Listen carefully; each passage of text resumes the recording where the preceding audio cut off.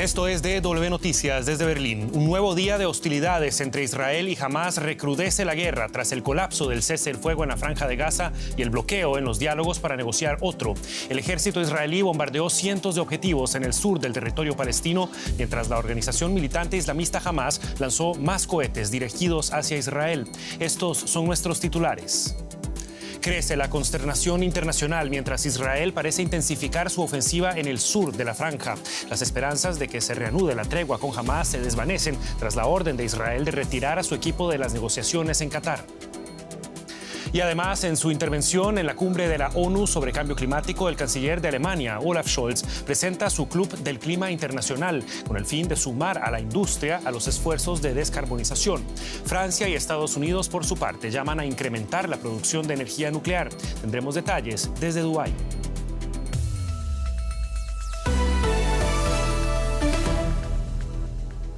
Los saluda Javier Arguedas. Gracias por informarse con nosotros. Las negociaciones en Qatar para un nuevo cese el fuego entre Israel y Hamás se estancaron. El primer ministro israelí, Benjamín Netanyahu, ordenó el regreso de sus negociadores a Israel. La milicia islamista Hamás, considerada organización terrorista por varios países, informó a los medios de comunicación que no liberará más rehenes hasta que todos los prisioneros palestinos retenidos por Israel estén en libertad. Las fuerzas de defensa israelíes, entre tanto, están intensificando sus ataques aéreos en el sur de la franja, hacia donde les habían dicho a los palestinos que huyeran en la primera fase de la guerra. La tregua ha terminado y se han reanudado los combates, y con ello la esperanza para muchos se desvanece.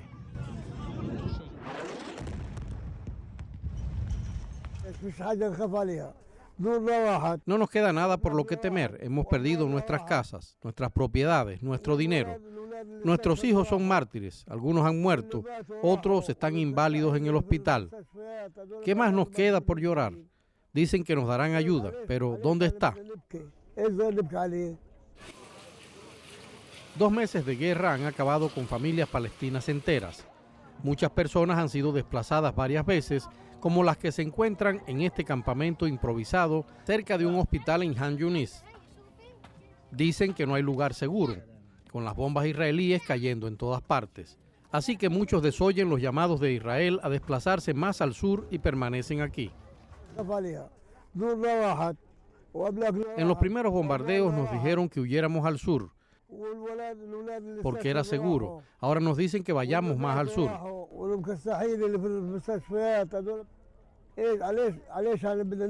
No tiene sentido, no iremos a ninguna parte.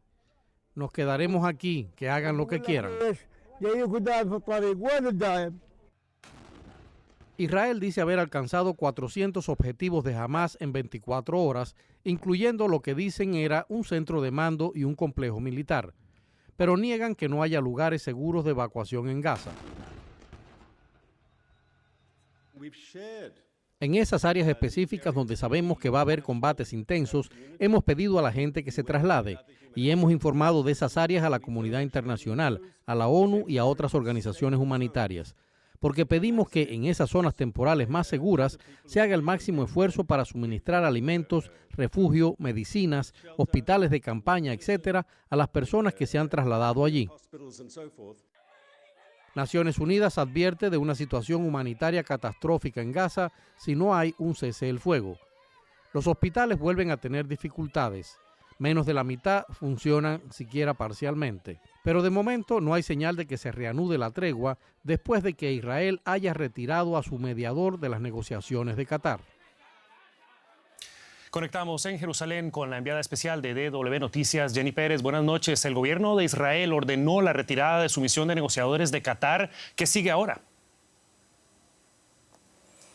Hola Javier, en el día 57 de la guerra todo parece ir a peor. El gobierno de Israel dice que ya no hay razones para que el equipo negociador israelí siga en Doha. Y el tono lo daba ya el primer ministro Benjamín Netanyahu el viernes, culpando a Hamás por no haber entregado ese listado con los nombres de los rehenes israelíes, mujeres y niños que iban a ser liberados a cambio de otra treintena de presos palestinos, pero también por haber atentado, dijo, una vez más en territorio israelí, en alusión a ese atentado terrorista de Hamás del jueves aquí en Jerusalén, donde murieron 4 personas y otras 5 resultaron heridas.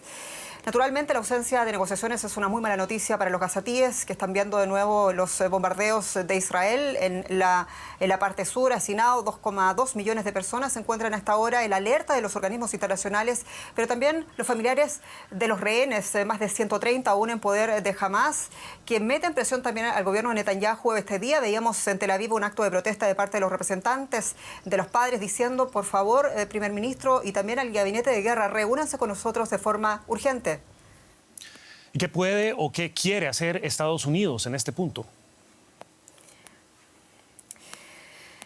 Algunos de los analistas con los que hemos hablado aquí en Israel aseguran que el único actor internacional que puede de alguna manera frenar la respuesta, la nueva respuesta del ejército israelí a Hamas en Gaza es precisamente Estados Unidos. Estados Unidos hace unos días ponía de nuevo bordes a esa nueva respuesta del ejército israelí en la franja de Gaza. Decía debía durar semanas, no meses, no tenía que generar altas heridos y muertes como lo habíamos visto en el norte del enclave palestino.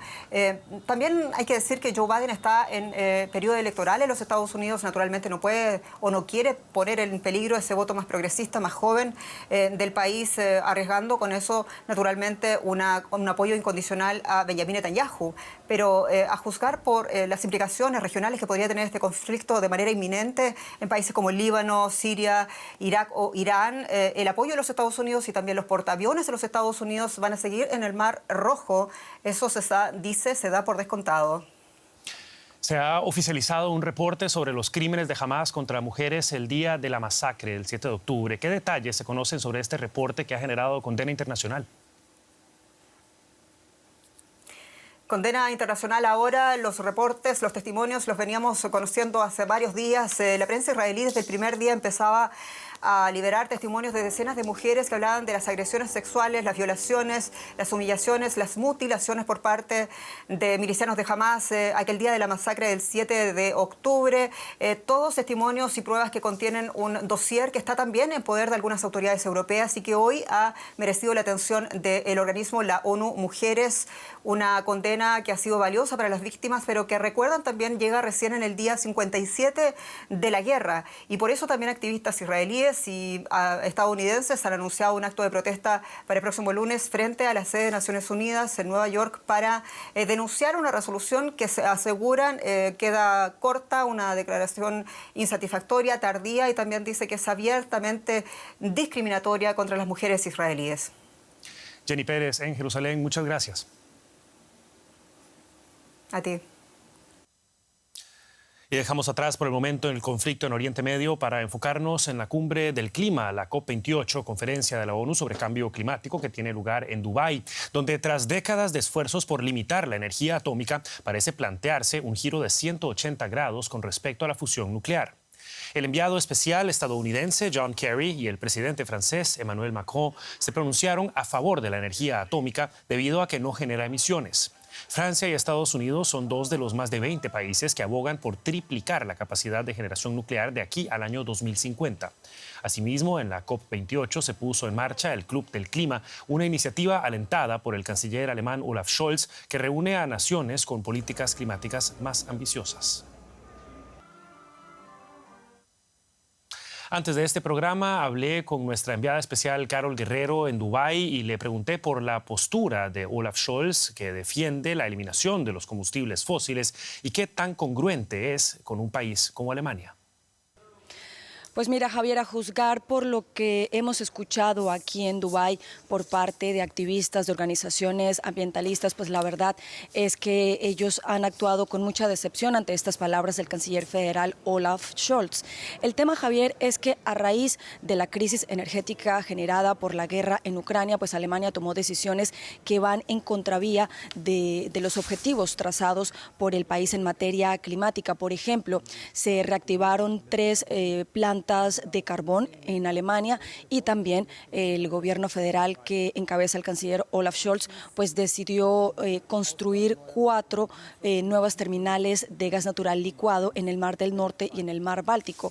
Esto pues por eso las organizaciones ambientalistas consideran que esto es incoherente, que el canciller haya dado este discurso pero que antes haya aprobado este tipo de medidas en Alemania. Sin embargo, pues el canciller y el gobierno alemán dice que a pesar de estas decisiones en torno al uso del carbón y al uso también del gas en Alemania, pues este país va a cumplir con las metas establecidas en materia climática. Faltará ver si esto es realidad, y algunos lo que dicen y que ven positivo, algunos activistas con los que hablamos acá y que escuchamos acá, dicen que por lo menos el que el canciller se esté comprometiendo con esto, pues permite pensar en que pasará de las palabras a los hechos, o por lo menos, Javier, es lo que muchos esperan aquí en Dubái.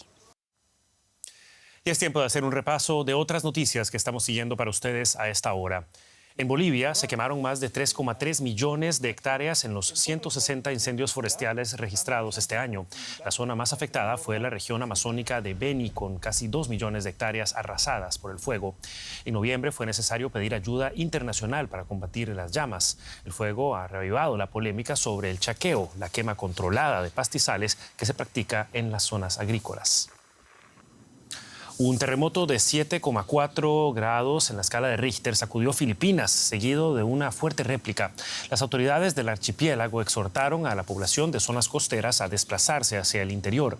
Por el momento no hay una declaración oficial sobre víctimas o daños materiales. El sismo se produjo a 32 kilómetros de profundidad y a unos 20 kilómetros de la costa este de la isla de Mindanao. Naciones Unidas pidió a los países del sureste asiático que rescaten a unos 400 refugiados rohingyas que viajan a bordo de 2 barcos en el mar de Andamán. Las embarcaciones se encuentran a la deriva tras sufrir problemas en los motores. Otros 140 miembros de esa minoría musulmana que huyen de la persecución que sufren en Birmania desembarcaron este sábado en Indonesia. Tiempo para los deportes. Ya conocemos la distribución de los grupos para la próxima Eurocopa, que arrancará en junio de 2024 en Alemania. En el sorteo celebrado hoy en Hamburgo, el país anfitrión quedó encuadrado en el grupo A, junto con Hungría, Escocia y Suiza. España se la jugará con Italia y Croacia en un grupo muy duro. 3 plazas quedan aún por definir, a las que aspiran, entre otros países, Polonia con su estrella Robert Lewandowski.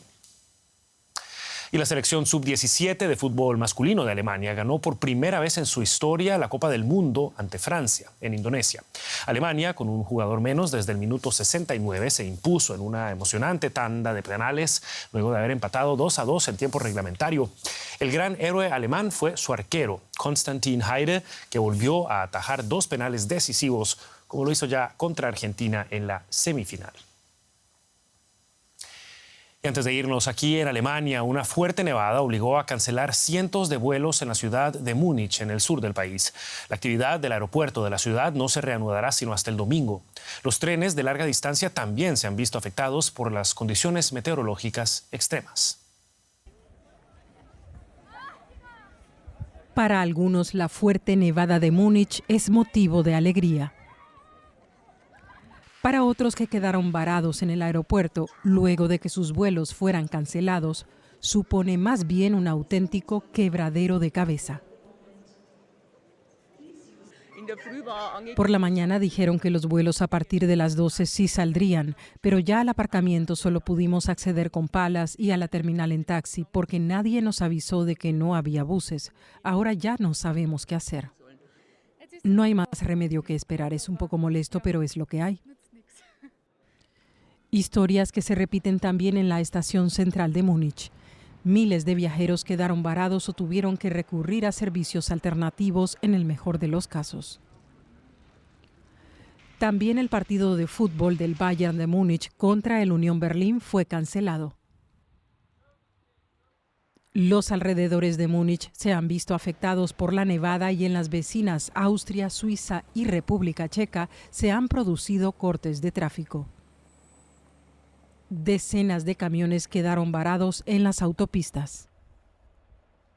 Pero no todo son malas noticias. A quien la nevada le haya sorprendido visitando algún popular destino turístico como Praga, podrá disfrutar de una auténtica estampa invernal de cuentos de hadas, justo a tiempo para el inicio de la temporada navideña.